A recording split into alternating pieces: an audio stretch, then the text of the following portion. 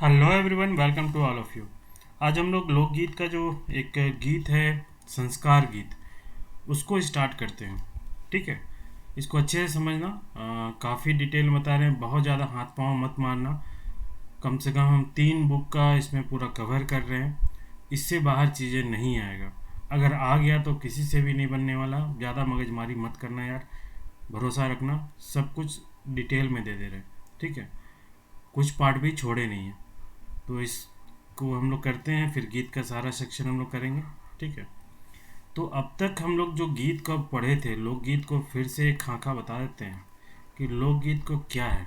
लोकगीत में तो लोकगीत में जितना भी फर्स्ट पार्ट हम लोग देखे थे, कि जितना भी कॉन्सेप्ट था, ठीक है, जैसे लोक साहित्य, कथा, गीत वर्सेस श्रेष्ठ, श्रेष्ठ साहित्य, कथा, गीत, ये कॉन्सेप्ट हम लोग देखे थे। दूसरा, लोकगीत में हम लोग का जो लोकगीत का जो पार्ट था, लोकगीत का, उसमें हम लोग डिवीज़न देखे थे। लोकगीत का विशेषता क्या होता है वो देखे थे, हम लोग देख चुके हैं। लोकगीत का परिभाषा, ठीक है, वर्गीकरण, और जितना भी लोकगीत है, तो हम लोग इन तीनों पार्ट को अच्छे से देख लिए थे। लोकगीत का परिभाषा देख लिए थे, लोकगीत का विशेषता, वर्गीकरण क्या होता है देख लिए थे। इसमें क्वेश्चन का फॉर्मेशन कैसे बनेगा वो भी बता दिए थे। अब हम लोग यहाँ से स्टार्ट करते हैं लोकगीत। लोकगीत में सबसे पहला है संस्कार गीत। ठीक है, तो संस्कार गीत का डिवीजन देखते हैं। आज आप लोगों को होपफुली कुछ नया सीखने को मिलेगा।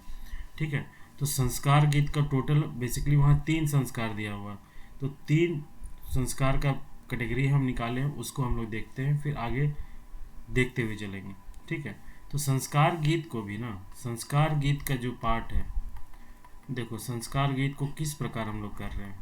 पहले हम लोग देखेंगे संस्कार गीत कितना तरह का होता है। ठीक है, जैसे हो गया आपका जन्म संस्कार, ठीक है, एक हो गया विवाह संस्कार, संस्कार, एक हो गया मृत्यु संस्कार, मृत्यु संस्कार।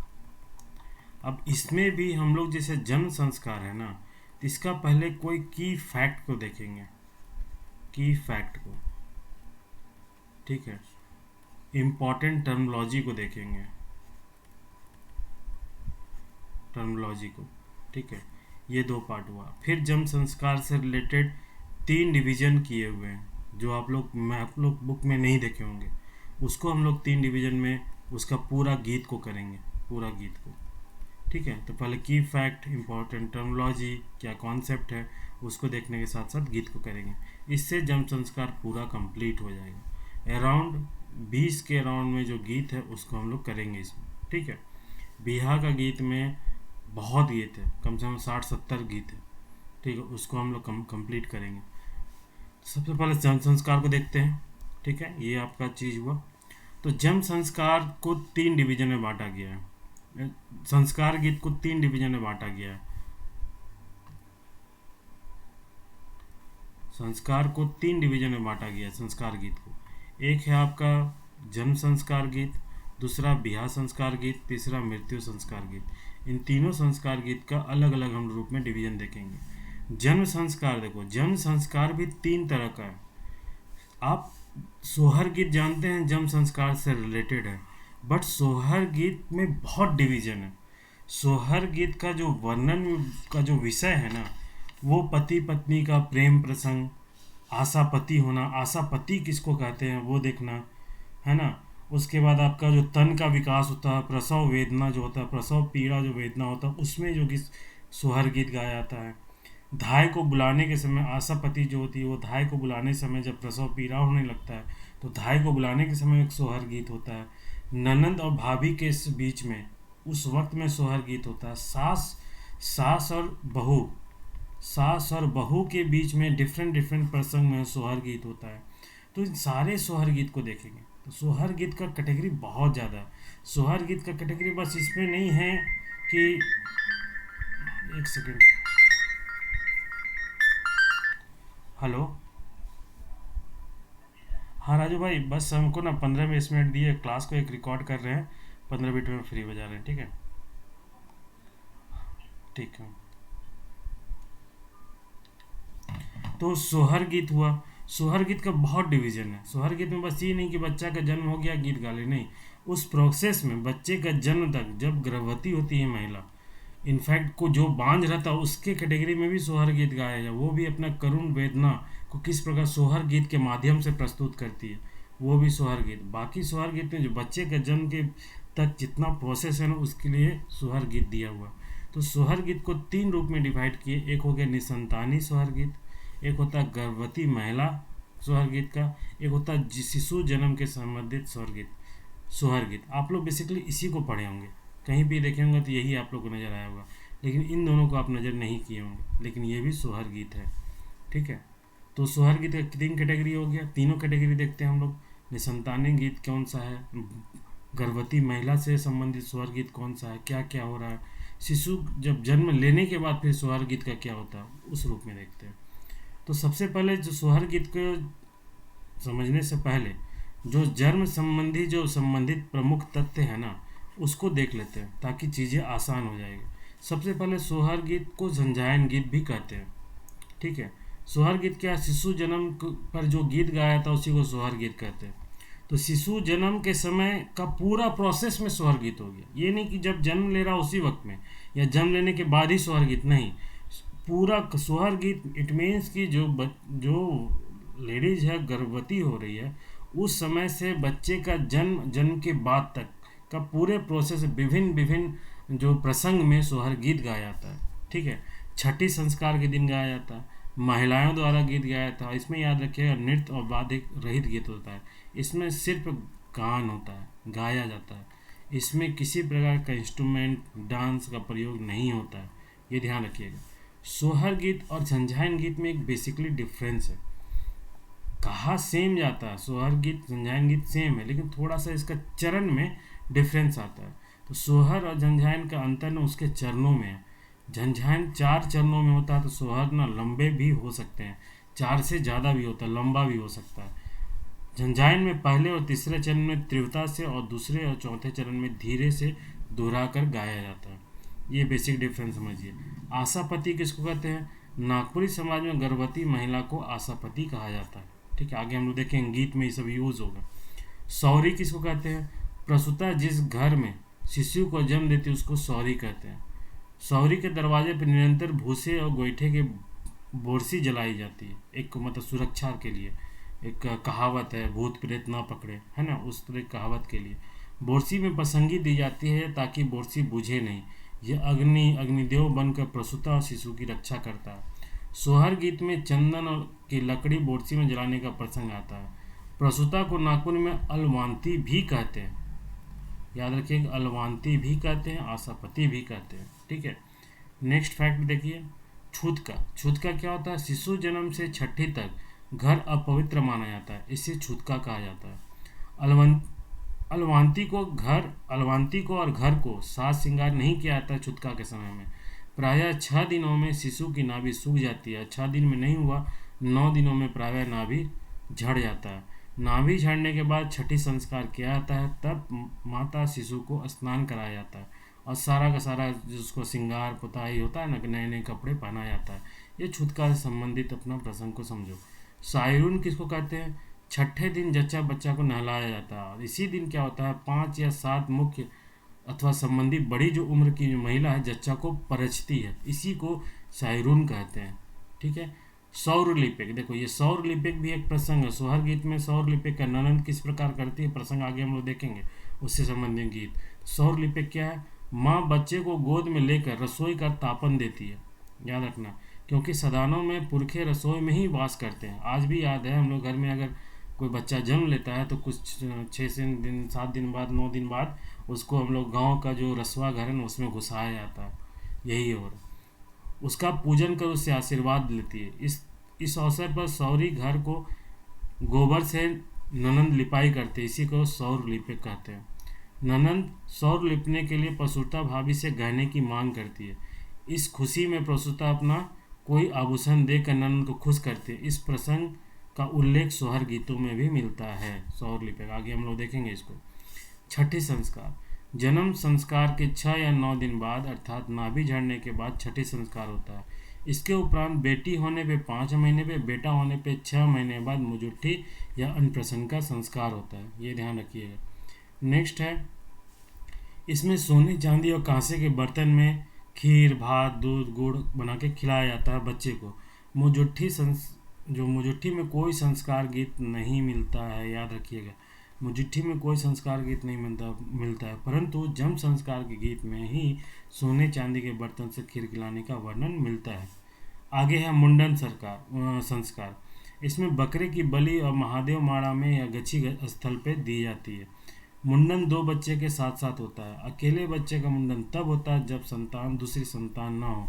प्रायः 3 से 5 वर्ष या 7वें वर्ष में मुंडन संस्कार होता है। मुंडन के पूर्व शिशु के सिर का बाल नहीं काटे जाते।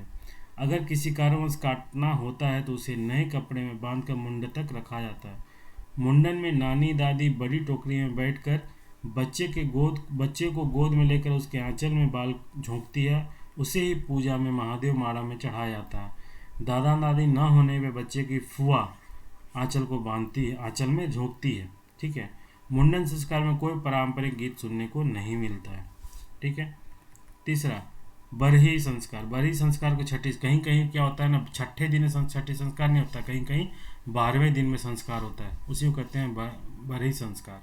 छठी बरी नहीं बोलते हैं, छठी बरी वही। सोहर गीत को याद रखना। सोहर गीत का जो वर्णन है, विषय जो है ना, पति पत्नी का प्रेम प्रसंग, आशापति होना, तन का विकास, प्रसव वेदना, धाय को बुलाना, परिहास, कुछ नया खान पान की इच्छा, गहने की मांग, संतान जन्म में बेटा बेटी का जन्म लेना, राम सीता के रूप में वर्णन मिलता है। तो डिफरेंट प्रसंग में डिफरेंट सिनारियों में सोहर गीत गाया जाता है। सोहर गीत का ये बिल्कुल मतलब नहीं है जो मैक्सिमम लोग समझते हैं। एक बुक में दिया है कि बच्चे के जन्म से बच्चे का पूरे होल प्रजन्म तक, गर्भवती होने के बाद बच्चे का जन्म होने तक या उसके बाद के बीच में जितने भी प्रोसेस है, डिफरेंट प्रसंग में सोहर गीत गाया जाता है। ये अच्छे से समझ लेना, है ना। तो हर तरह का प्रसंग में पति पत्नी के बीच में प्रेम प्रसंग, हास परिहास होता है। सास बहू के लिए संदेह करती है, फिर बहू कुछ चाल चलती है और उसका बहुत अच्छा प्रसंग है इसमें सोहर गीत में, हम लोग आगे देखते हैं। तो सोहर गीत में सबसे पहले आता है निसंतानी गीत, जिसको कहते हैं बांझ गीत। ये भी सोहर गीत का बात है। बोलता है, पहला है, जैसने बन कर कोयला बने बने कोकेला, तैसने जीवा मोर कोकेला एक रे बालक बिनु, जैसने बोरसी कर अगिया धीरे धीरे सलगेला, तैसने जीवा मोर सल गेला एक रे बालक बिनु।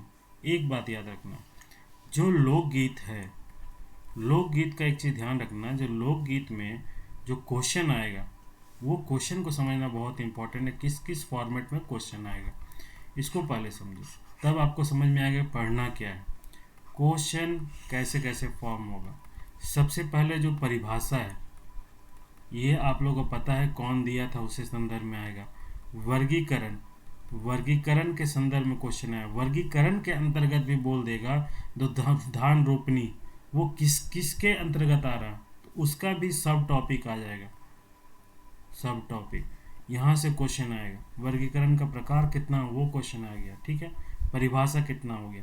इम्पॉर्टेंट टर्मिनोलॉजी से क्वेश्चन आएगा, या इम्पॉर्टेंट फैक्ट या इम्पॉर्टेंट नेग से संबंधित क्वेश्चन आएगा। जैसे छठी संस्कार से रिलेटेड क्वेश्चन आ गया, बरही संस्कार से रिलेटेड क्वेश्चन आ गया, मुंडन से रिलेटेड क्वेश्चन आ गया। ये इम्पॉर्टेंट फैक्ट में क्वेश्चन आएगा। तीसरा, लोकगीत में भी 2-3 तरीके से क्वेश्चन आएगा। जो लोकगीत अभी हम लोग पढ़ रहे हैं ना, उसका 2-3 तरीके से क्वेश्चन आएगा। वो समझो कैसे क्वेश्चन आएगा, क्वेश्चन समझोगे बात बराबर हो जाएगा। लोकगीत, एक तो लोकगीत हो जाएगा, पर्टिकुलर लोकगीत का लाइन दे देगा। अब बोल देगा ये लोकगीत किस से रिलेटेड है, संस्कार गीत से रिलेटेड है, ऋतु गीत से रिलेटेड है, धर्म व्रत गीत से रिलेटेड है, बाल गीत से रिलेटेड है। इससे क्वेश्चन एक फ्रेम आएगा। दूसरा कुछ इंपॉर्टेंट लाइन दे देगा। लाइन देने के बाद ये पूछा जाएगा संदर्भ, किस संदर्भ में ये गीत गाया जाएगा। ये तभी समझ में आएगा जब इस पर्टिकुलर लाइन को समझोगे। वो संदर्भ से रिलेटेड क्वेश्चन आएगा जब अगर डीप कॉन्सेप्ट में क्वेश्चन आएगा। और हम बार बार बोल रहे हैं आप लोगों को कि इस बार का क्वेश्चन का पैटर्न देख लेना, चेंज होगा, कॉन्सेप्ट बेस्ड ज़्यादा होगा, ठीक है। इसलिए उस चीज़ को भी समझना बहुत ज़रूरी, संदर्भ क्या है। तीसरा, जब कुछ लाइन दे देगा, है ना, उसके बीच का कोई इम्पोर्टेंट मीनिंग पूछ देगा, मीनिंग क्या है इसका, ये तो इस तरीके से क्वेश्चन इसमें फ्रेम होगा। इतने तरीका और भी कैटेगरी आएगा, जैसे जैसे ध्यान में आते जाएगा वैसे वैसे हम बताते चल जाएंगे, ठीक है। तो इसमें जो है निसंतानी जो गीत है, जिसको बांझ गीत कहता है, इसमें बेसिकली जो निसंत बांझ रहती है, जिसका बेटा बेटी नहीं हो रहा, वो करुण वेदना, याद रखना, करुण वेदना से ग्रसित होकर उसका चिंतन करती है, अपना पीड़ा बताती है ना, अपना पीड़ा को व्यक्त करती है सोहर गीत के माध्यम से, ठीक है, सोहर गीत के माध्यम से। तो उसमें क्या बोलता है, पहला तो संदर्भ क्या है, इसका संदर्भ क्या है, इस गीत का संदर्भ क्या है कि बच्चे, जो गर्भवती जो महिला है, उसका बच्चा नहीं हो रहा, जिसके कारण सारे तरफ सर्वत्र ना उसको बांझ के रूप में पुकारा, टोका जाता है। वो अपनी पीड़ा बता रही कि बांझ होने से हमको क्या क्या कष्ट हो रहा है, क्या क्या चीज़ को सहना पड़ रहा है, ये इसका संदर्भ है। तो याद रखना, ये बांझ के निसंतानी जो महिला है उसके संबंधित में ये सोहर गीत है। अब वो देखो क्या है, बोलता है, जैसे ने बन कर कोयलिया बने बने कोकेला, तैसनो जीवा मोर कोकेला एक रे बालक बिनु, ठीक है। जैसने बोरसी कर अगिया धीरे धीरे सलगेला, तैसने जीवा मोर सलगेला एक बालक बिनु। सबसे पहले वर्ड हम तुम लोगों को बार बार बता रहे हैं, कोई भी जो गीत है ना, उसका वर्ड को पकड़ो। जब अभी एक बार समझ में आ गया, हम इतना कलेक्शन कर दिए, इससे ज़्यादा नहीं है कहीं पर भी संस्कार गीत का, एक दो का दो कहीं मिल गया तो अलग बात है, लेकिन सारा 3-4 बुक का कलेक्शन हम ये दे रहे हैं। तो इसमें जो वर्ड को पकड़ो, दो तीन बार पकड़े, सब बार बार बोल रहा हूँ, वर्ड आएगा क्या, बालक बिनु, बालक बिनु आएगा। तुम लोग पहले पढ़ चुके हो, अगर नहीं पढ़े हो तो दिक्कत होगा, इसलिए अगर पहले पढ़ लियो तो तुमको पता है बालक बिनु किसके लिए हो रहा, बांझ के लिए हो रहा है ना, निसंतानी जो महिला है उसके लिए हो रहा, तो तुमको संदर्भ पता चल जाएगा। तो ये वर्ड को पकड़ना, बोलता है, जैसने बनकर कोयलिया बने बने कोकेला, तैसने जीवा मोर कोकेला एक रे शिशु बिना या बालक बिनु, जैसने बोरसी कर अगिया धीरे धीरे सलगेला, तैसने जीवा मोर सलगेला एक रे बालक बिनु या शिशु बिनु। यहाँ कहीं कहीं पे शिशु भी लिखा रहता है, ठीक है, ये बालक की जगह कहीं कहीं शिशु भी रहता है। इसमें कहता यह है कि वेदना प्रकट करते हुए बोल रही है वो कि जैसे जंगल में कोयल कूकती है, रोती है, वैसे ही निसंतानी जो स्त्री है ना, वो एक संतान को पाने के लिए तड़पती है। वैसे जैसे बोरसी का आग धीरे धीरे सलगता है ना, वैसे ही एक बांझ की स्त्री का हृदय भी सलगता है, जलता है। वही संदर्भ इसमें बता रहा इसमें। उसी तरह नेक्स्ट भी निसंतानी के लिए, सास कहू कहीं नाय बोले, ननन भाभी ना कहे, ना हो सजे वे हरी बांझ कही टेरे, तो छतिया जू फटी गई। इसमें भी एक वेदना प्रकट कर रही है, ठीक है, इसमें भी वेदना प्रकट कर रही है एक निसंतानी। वो अपना प्रकट करते हुए बोलती है कि हम सास बहू से सीधे बात नहीं कर रही है, बोली सास बहू से सीधे बात नहीं कर रही है, ननंद भाभी तक भी नहीं बोल रही है, ननंद भाभी तक भी नहीं, ननंद को भाभी कहना तक भी उचित नहीं हो रहा। वैसे सर्वत उस जो निसंतानी जो महिला है, उसको सभी तरफ से ना बांझ करके टोका जा रहा। तब निसंतान को ना, नारी को उसका छाती फटने जैसा फील होता है। ये बोल रहा, छतिया जो फटी गई, तब उसको फील होता है छाती फटने जैसा, उस वेदना को प्रकट कर रही है। तो निसंतानी जो स्त्री है ना, उसका से संबंधित जो सुहर गीत है, मेरे तरफ से 2 तरह का कलेक्शन मिला है, ठीक है। तो इन दोनों को ध्यान रखिएगा, इसका संदर्भ लिख लीजिएगा, दे देंगे इसका जो भी होगा अपना, इसका संदर्भ आप लोग लिख लीजिएगा, सारा संदर्भ को समझते हुए, वर्ड को समझते हुए, ठीक है। अगला आता है गर्भवती महिला का गीत। अगला होता है गर्भवती महिला का गीत। तो गर्भवती महिला का गीत में ना पूरे 1 से लेकर 9th मंथ 9वें महीने तक का प्रसंग गीत को सोहर गीत के माध्यम से प्रस्तुत किया गया है। ठीक है, सोहर गीत के माध्यम से पहले बोलता है, पहला महीना जब लागिस अंग फरियाइस, अंग पियर मुंह दूर दूर गर्भ के लक्षण हो। पहला महीना में जब अंग को दिखता है तो उसमें जो जो होता है ना, उसका गर्भ का लक्षण को वो फील कर रहा है, बोला जा रहा है, देखा जा रहा है। बोलता दूसरा महीना जब लागी सांस गम पाए, सांस के बारे में बोल रहा है, सांस को फील होता है। जीवनी गोड़ जैसे ही गोड़ पिछलाए, जिया मचलाए मचलाए हो। तीसरा महीना जब लागिस ननंद मुस्काए, फिर ननंद बोल रहा तीसरा महीना में। दूसरा बोल रहा सांस बोल रहा, पहला महीना में शरीर के संदर्भ में बोल रहा। फिर चौथा महीना इसी तरह इसका पूरा का पूरा गर्भवती महिला के बारे में, पांचों जो महिला है उसके बारे में बताया गया। तो इस तरह का जब भी क्वेश्चन आएगा, अगर मान लो ये जब भी आएगा पहला महीना दूसरा, यहाँ सिर्फ और सिर्फ जो कोड है ना वर्ड का सीधा महीना पे देखना, महीना पे ये पता चल जाएगा गर्भवती महिला से रिलेटेड है। ठीक है, ये चीज़ को आप लोग ध्यान रखिए। इसमें फिल इन द ब्लैंक्स बिल्कुल भी नहीं आएगा। एक जगह हम क्वेश्चन देख रहे थे कि बीच का गैप को पूछ रहे थे, यहाँ गीत में कभी भी फिल इन द ब्लैंक्स नहीं आएगा, ये लिख लो मेरे से। इसमें बस 2-3 फॉर्मेट ही है, उसी फॉर्मेट में क्वेश्चन आएगा। इसमें ये भले आ सकता है कि पूछ देगा कि पर्टिकुलर लाइन का मतलब क्या है, ये पूछ सकता है। लेकिन जहाँ तक इसमें जो क्वेश्चन पूछने का संदर्भ में जाएगा, कॉन्सेप्ट बेस में अगर जाना होगा तो, क्योंकि मैक्सिमम जो चीज़ मान लिया आप लोग जो भुवनेश्वर अनुज का बुक में पढ़े हैं ना, उसमें इतना डिटेल में नहीं दिया संदर्भ में, उसमें बस एक कलेक्ट कर दिया है कि ये सोहर गीत से रिलेटेड है, उसमें खाली बच्चा को दिखा दिया है। लेकिन सोहर गीत का डिफरेंट फॉर्म में नहीं दिखा है। इसलिए अगर मान ली सिर्फ भुवनेश्वर अनुज को फॉलो कर रहे हैं तो माइट भी हो सकता है कि अगर क्वेश्चन का पैटर्न चेंज होगा तो वहाँ आप लोग गड़बड़ाइएगा।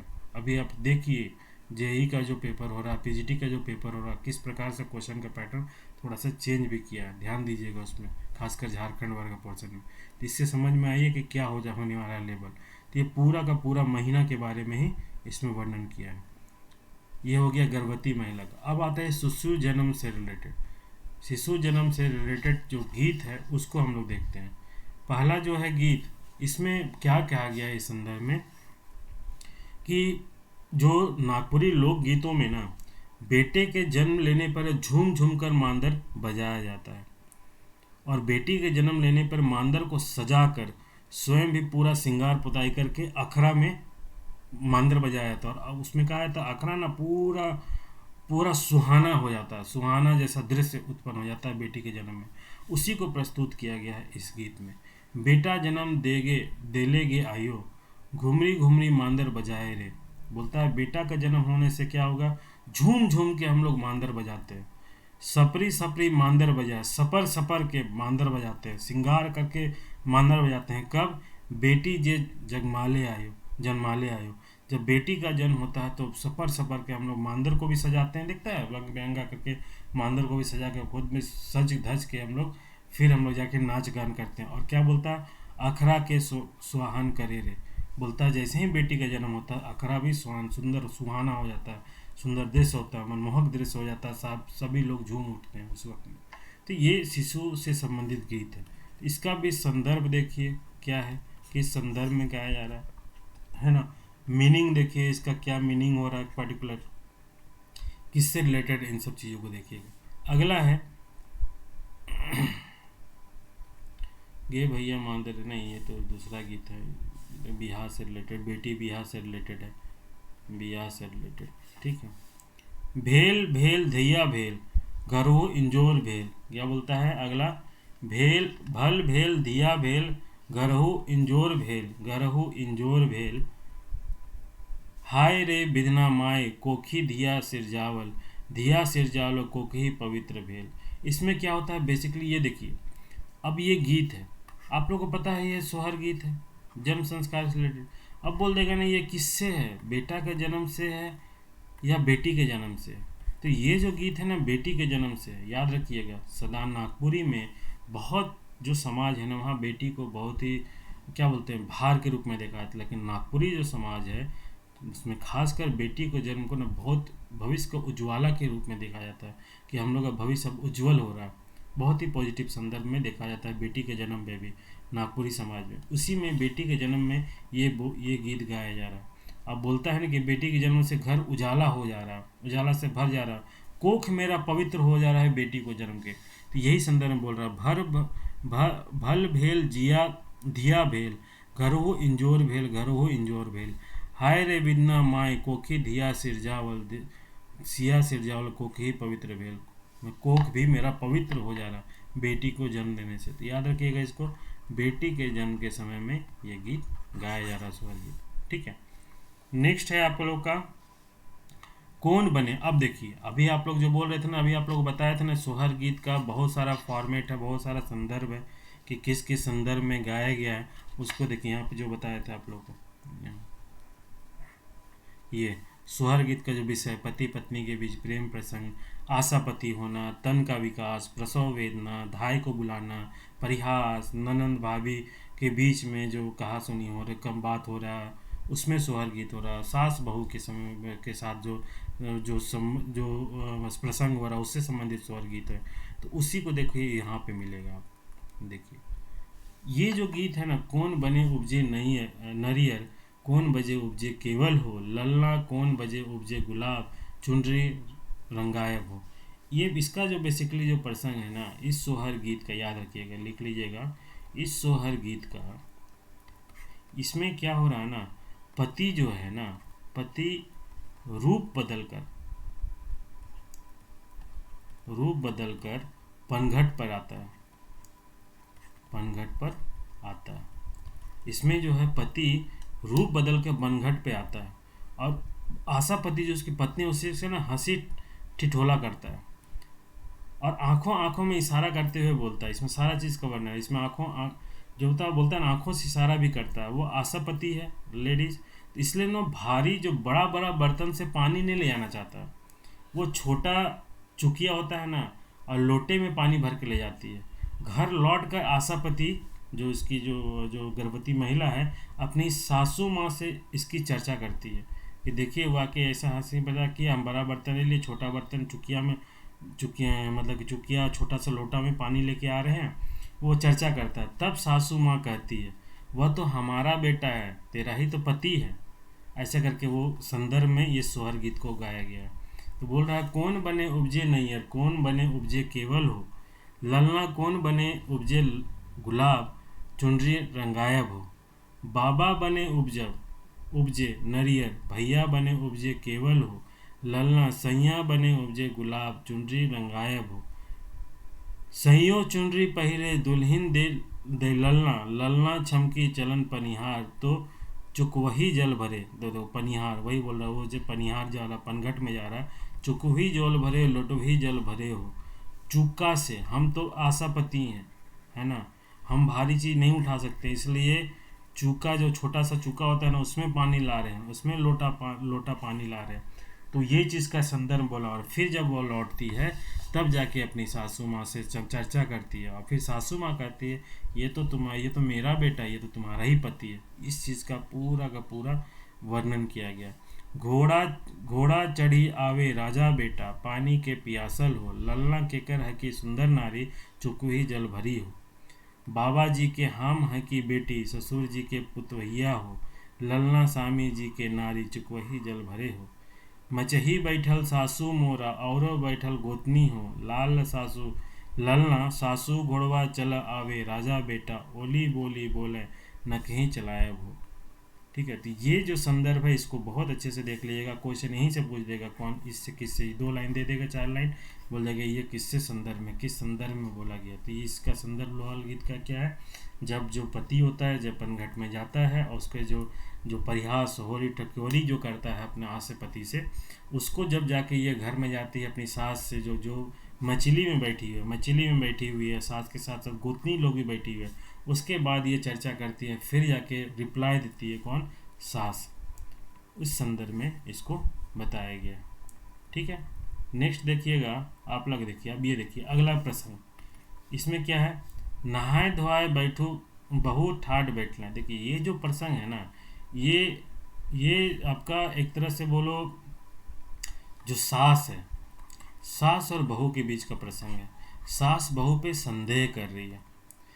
क्या संदेह कर रही है वो देखो। इसमें कहता है मेरा बेटा जो है ना बहू के पास तो कभी गया नहीं, बहू के पास तो जाता ही नहीं, फिर बहू आशापति कैसे हो गई, आशापति कैसे मतलब गर्भवती कैसे हो गई। तब बहू रिप्लाई करती है, आशापति सास को रिप्लाई करती है, बहू रिप्लाई करती है कि हम एक जाल बुने थे, जाल बुन के फंसाए थे आपके बेटा को और अपने पास बुलाए थे रात में, चुपके चुपके, चोरी चोरी, चुपके चुपके वो आता था, तब जाके हम आशापति हुए। ठीक है। तब सास सब कुछ समझ के जब सारा प्रसंग बता दी, तब सास सब कुछ समझ गई और बहू को बोलती है कि बेटे को जाल से मुक्त करने के लिए याचना करती है, मुक्त कर दो इसको, याचना। यही है इसका इस सोहर गीत का प्रसंग, याद रखना। इसमें क्या बोलते हैं, नहाय धोए बहू ठाड़ भेले, पूरब सूरज सेवलय हो, लल्ला कवने करतब बहु चल चुकलें, मुंह दिशा पियर अंग दिशा पातर हो। बोलता है कैसे कर दिया भाई, वो तो गया नहीं, कैसे उसका मुंह पीला दिख रहा है, अंग भी पतला दिख रहा है, कैसे दिखा है भाई। ये जो शुरुआत में जो पहला जो फर्स्ट महीना का था ना, अंग दिखते है, देखो यहाँ पर ये था ना फर्स्ट महीना का, देखो अंग के बारे में जो लक्षण दिखने के बात हो रहा है उसी बोल रहा है यहाँ पर, कि जो तो गया नहीं फिर कैसे वो जाके हो गई, उसका अंग मतलब पीला पीला पियर दिख रहा है, अंग पतला दिख रहा है। कौन राती जाल के जे मिल रहे, किस राती में जाल के मिल रहे, कौन राती भरवा बजालय हो, किस रात में भरवा को भजवाया, भरवा कौन, मेरा बेटा को बजाया, फसाई, ललना बजलाए दुलारू राम, वही अचरंग लागल रे, आधा राती जाल जे बिगलें, विनसोरे भरवा बजावल हो, ललना बजलें दुलालू राम, मोहे अचरंग लाल हो। बस वही प्रसंग जो प्रसंग बताए उसी का बस वर्णन किया गया। मचही बैठल सासू सुनू सासू बचन मोरा, बोल रहा वही मची में बैठी हुई मचिया जो बोलते हैं मचिया में जो बैठी सासू है उसी को बोल रहा है कि सुनो मेरा वचन को सुन लो। ठीक है। ललना चिन्ही घालू आपन बेटा, मोही अचरंग लागे हैं, पुता ठीक आहे सहोदर, बेटा पछुआ ढीलंग करू, ललना अचरंग हम छोबी देवई रे। तो ये प्रसंग को हमेशा अच्छे से याद रखना कि जो भी होगा ना उसमें प्रसंग के ध्यान रखना, वर्ड्स को पकड़ना, आइडेंटिफाई करना, बात ज़्यादा रटने का जरूरत नहीं है, बहुत ईजी हो जाएगा लोकगीत। ठीक है। 4 5 6 बार 10 बार एक बार देख लोगे चीज़ें याद हो जाएगा। ठीक है। अब देखो ये जो है, सूतल रहली अटरिया सपना एक देखली हो, इसमें जो क्या प्रसंग है वो देखो। ये बेसिकली क्या है ना, पति और पत्नी के बीच में हास परिहास का चित्रण हो रहा है, याद रखना इस गीत में। इसमें बोला जाता है जिसमें पत्नी ना झुंझुना मांगती है, झुंझुना, और कंगना लाने के लिए बोलती है, कंगना। जो पत्नी है, हास परिहास हो रहा है उसमें, पत्नी ना पति से क्या डिमांड करती है कि जाइए आप झुंझुना हमको ले आइए और एक कंगन ले आइए। फिर बोलता है कि फिर पति रिप्लाई करता है पत्नी को, तुम झुंझुना क्या करेगी, तुम कंगन क्या करेगी भाई, किस लिए, बच्चा हुआ है जो तुम झुंझुना लेगी, नहीं हुआ। फिर अगला ही रात में पत्नी बच्चे को जन्म देती है। अब बच्चा तुरंत, फिर जो पति है वो तुरंत जाता है झुंझुना और कंगन को ले आता है। तब जाके जो पत्नी है कंगन को ले आता है। फिर जाके जो पत्नी बोलता है आप क्यों लाए हो झुंझुना कंगन, जब मांगे तो दिया नहीं, जब पैतरा दिखा रहा था, जाओ अपनी माँ को दे देना और अपनी ननंद को अपनी बहन को दे देना। ऐसा करके इसका वर्णन है, यही हास परिहास इसमें वर्णन किया गया। देखिएगा, सूतल रहली अटरिया सपना एक देख ली हो, एक सपना देखते हैं, ललना प्रभु एक झुंझुना केरा साथ, झुंझुना मोही चाली हो, नहीं देखी गे धनी बालक, नहीं देखी होरिलवा हो, ललना के रे खेलते ही झुंझुना के रख। बोले कौन खेलेगा, हु है तो है नहीं, तो कौन खेलेगा। तो बोलते आधा राती भेल पहर राती भेल, होलिया जन्म ले लो, ललना बाजे लालन आनंद बधावा, महल उठे सोहर हो। बोल रहा फिर जैसे ही बोला ना पति कि कौन खेलेगा झुंझुना से, कहे ला देंगे तुम्हारे लिए। उसी समय फिर आधा राती में वो जन्म देता है। फिर वो मतलब कि फिर तुरंत जाता है और वो झुंझुना को लेके आता है, तब जाके फिर बोलती है कि झुंझुना हमको मत दो, जाओ अपनी माँ को देना और अपनी बहन को देना। इसी चीज़ का देव मैया और पिंडवारे कंगनवा, जाओ माँ को अपना देना कंगन, बहनिया बहन को झुंझुना दे देना। कंगन किसको दे देना, बोलता है जाओ माँ तुम्हारी माँ को दे देना, वही पहनेगी, और झुंझुना जाके अपनी बहन को दे दो, है ना, वही बजाएगी। तो इसी तरह का इसका वर्णन इसमें किया गया। ठीक है, एक बार देख लीजिएगा, सारा चीज़ आप लोग को समझ में आएगा। कुछ दिक्कत होगा तो फिर बताइएगा। ठीक है, नेक्स्ट है आप लोग का 9 महीना जब संचाली, डंडवा लचली उठे, छतिया दर्द होवे हो, एहो लाल मुंडा केरा कैसा भूये लोरे, हम है व्याकुल हो। तो इसमें जो क्या है, इसमें क्या है, इसमें जो इसका जो प्रसंग है, इसमें बोलता है जो आशापति होती है ना, आशापति और जो सास है, उसके बीच में प्रसंग है। बेसिकली जो आशापति का इच्छा होता है ना कि अपना जो पहला जो बच्चा हो, फर्स्ट जो बच्चा हो मायके में जन्म दे। वो इसका रीज़न बताती है, इसका रीज़न ये बताती है कि मायके में ना जो मेरी माँ और मेरी जो बहन है ना, वो ससुराल में सास और ननद से ज़्यादा ख्याल रखती है, ज़्यादा केयर करती है, वो अपना दर्द समझती है। इसलिए बोल रही है कि आशापति कि हमको मायके में ही जन्म देना है, उसी को कह रहा है। उसी में यहाँ पे बात बोल रहा है। इसमें एक कहावत भी कहा था, नागपुरी में कहावत कहता है, बोइद रही ले नहियर में छुआ, बोलता है बोइद रही नहियर में छुआ। इसी प्रसंग के संदर्भ में बोला गया है। तो इसमें यही होता है कि आशापति जो स्त्री है, जो ससुराल की जगह मायके में बच्चे को जन्म देती है, और उसकी रीज़न यही बोलती है कि जो ससुराल में जो सास और जो ननद है ना, उससे कहीं ज़्यादा मेरे मायके में मेरी माँ और मेरी बहन जो है वो ज़्यादा केयर करेगी, वो उस पीड़ा को समझेगी। इसी चीज़ को बोल रहा है। 9 महीना जब सचली, डंडवा लचली उठे, छतिया दर्द होवे हो, एहो लाल मुड़ा केरा कैसा भूये लोरे, हम है व्याकुल हो।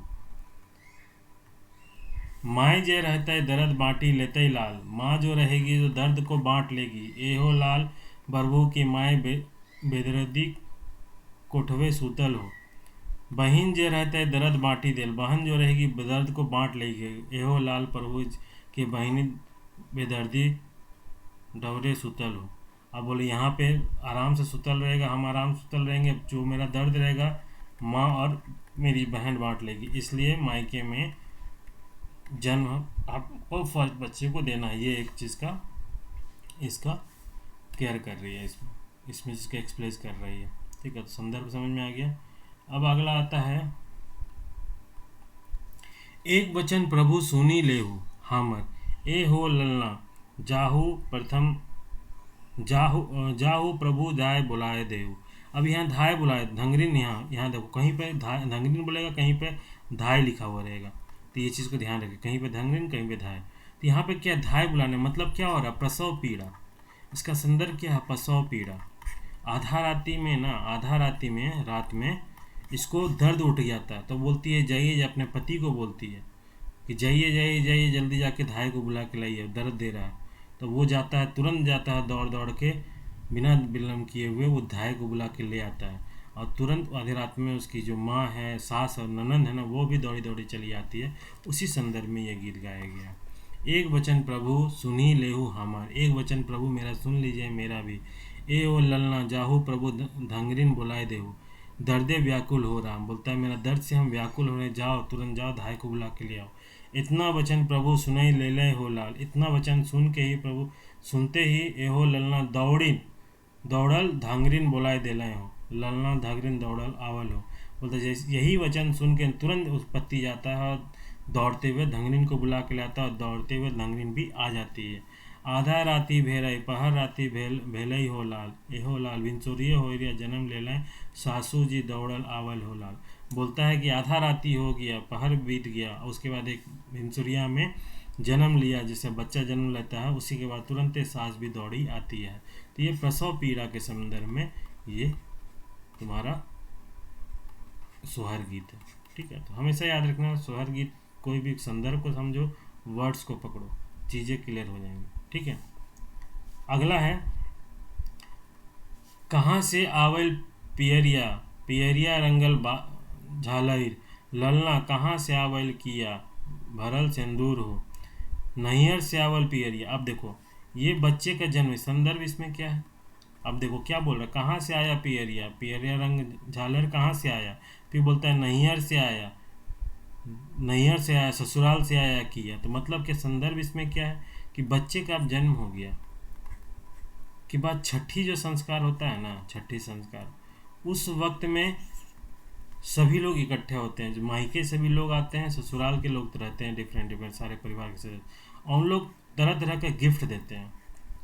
तो मायके वाले लोग भी दे रहे हैं, ससुराल वाले लोग दे रहे हैं, उसी के संदर्भ में ये गीत गाया गया है। दोनों पक्ष जच्चा बच्चा को क्या क्या देता है, क्या क्या गिफ्ट देता है, उस संदर्भ में इसका सोहर गीत गाया गया है। बोल वही नहीं बोला, नैहर से आवल पियरिया, पियरिया रंगल झालर, ललना ससुराल से आवल किया, भरल सिंदूर। ससुराल से क्या आता है, सिंदूर भरा हुआ किया। नैहर से क्या होता है, झालर, पीला पीला वाला झालर। तो ये उस संदर्भ में गीत गाया गया। ठीक है, नेक्स्ट है, रिमी झिमी पाने बर से, ओरी तरे मौत चुए हो, ललना से मोदे बालक नहाए हो। इसमें क्या होगा, शिशु का जन्म के समय में क्या बोलता है। इस गीत में क्या है ना कि छठी के दिन जो होता है, जब छठी के दिन शिशु को दादी की गोद में दिया जाता है ना, तब बच्चे को उलट पुलट के अवलोकन करती है कि ये बच्चा ना किसकी ओर गया है, किसके साइड में गया है। तब वो देखती है और बोलती है, ये तो मेरे जैसा बना, मेरे तरफ से हुआ है, यह शिशु तो मेरा ही रूप लिया हुआ है।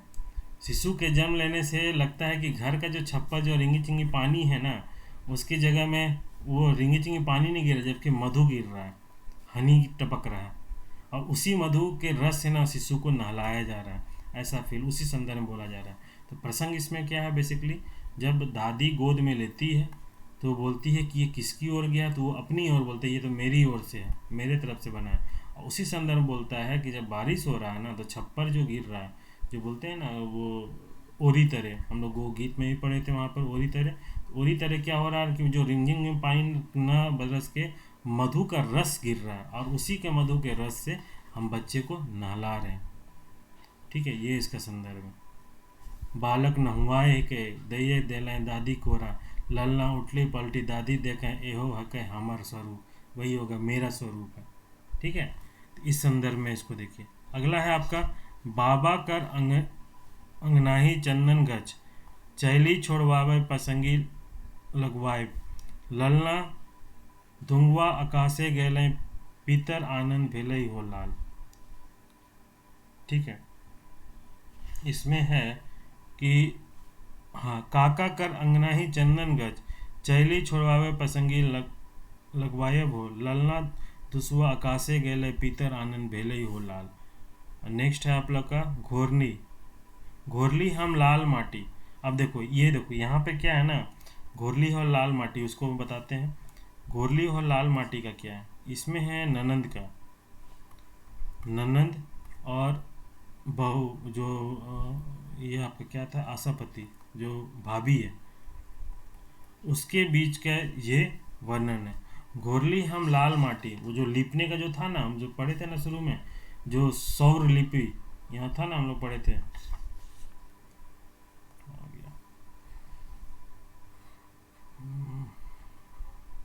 सौर लिपि वाला बात था ना, देखो यही वाला प्रसंग यहाँ पे दिया हुआ इस गीत में, इस गीत में ही दिया हुआ। घोरली हम लाल माटी, घोरली हम दूधी माटी, हम लोग घोले हैं कौन, लाल माटी को, दूध माटी को घोले हैं। ललना ले भाई हम गोड़ के पायरिया, तबे सौरा पोतबई हो लाल। बोलता है उसी से जो डिमांड कर रहा है, हम पायल लेंगे तभी जाके हम लिपा पोती करेंगे, लाल माटी घोल लिए हैं, पीला दूध माटी घोल लिए हैं, है ना, तभी जाके लिपेंगे। तो यही जो होता है ना, जो सौर घर होता है ना, सौर, ये बोलता है सौरा, वही सौरा पोतई, वो तो सौर घर है ना, जब सौरी जहाँ पर रखा जाता है, बच्चे का जन्म होता है, उस घर को हम पोतेंगे, लिपेंगे, लिपेंगे, लेकिन तभी लिपेंगे जब हमको एक पायल दीजिएगा। और किससे लिपेंगे हम, लाल माटी दूध माटी से। इसी चीज़ को संदर्भ में बोल रहा, बदले में मांगती है क्या, गाना, पायल मांगती है। घोरली हम लाल माटी, घोरली हम दूध माटी, ललना ले भाई हम नाक के बेसरिया। क्या मांगती है भाई, पहला मांगा पायल, दूसरा अब नाक का मांग रही है। तबे सौरा लोपई हो लाल, इतना वचन भौजी सुने और से सुने हो, ललना ले भाई लेहू बाबा के कमाई, तब सबरा पतुहूला, मतलब इसी को सुनती है, फिर जो बहू होती भाभी होती है वो रिप्लाई करती है भैया ठीक है ले लो यार, तुम रोक दो, कहती है लिप दो हटाओ। वही वाला चीज़ का संदर्भ में इसको बोला गया है। तो ये था टोटल आप लोग का सोहर गीत का। ठीक है, आई होप आप लोग को सोहर गीत समझ में आ गया होगा। इससे बाहर सोहर गीत नहीं आने वाला, लिख लो मेरे से। इससे ज़्यादा सोहर गीत नहीं है, सबको छांट छांट के बता दिए। अब उसी तरह सेम जो बिहा जो गीत है ना, बिहा गीत का 25 तरह का नेग होता है टोटल। कहाँ गया यहाँ, बिहा गीत का टोटल 25 नेग होता है। लड़की को देखने से, लड़की के घर को जाके देखने से, फिर लड़की वाला आता है, हर तरह का नेग में गीत हो। तो इसको हम लोग उसी रूप में हर पूरे कलेक्शन को समझेंगे हम लोग अगले अगले वाला वीडियो में। फिर हम लोग मृत्यु संस्कार के गीतों के, पिता के मरने पे कौन सा गीत गाया जाता है, माँ के मरने से कौन सा गीत गाया जाता है, पति के मरने से कौन सा गीत गाया जाता है, ये सब सारी चीज़ों को हम लोग देखेंगे। इससे फिर आप लोग का संस्कार गीत पूरा कंप्लीट हो जाएगा। इससे बाहर संस्कार गीत नहीं आएगा, हमको नहीं लगता है कि कहीं से आएगा। हर तरह का चीज़ को कर लिए कि जितना इम्पोर्टेंट जो टर्म था, जो नेग है, वो सारी चीज़ों को देख लिए। और कविता के जितना भी गीत है उसको हम लोग हर चीज़ को देखते हुए चले। तो नेक्स्ट वीडियो में फिर से हम लोग इसको कंप्लीट करेंगे बिहा गीत को। तब तक के लिए बाय बाय। ठीक है, मिलते हैं नेक्स्ट वीडियो में। चलो बाय।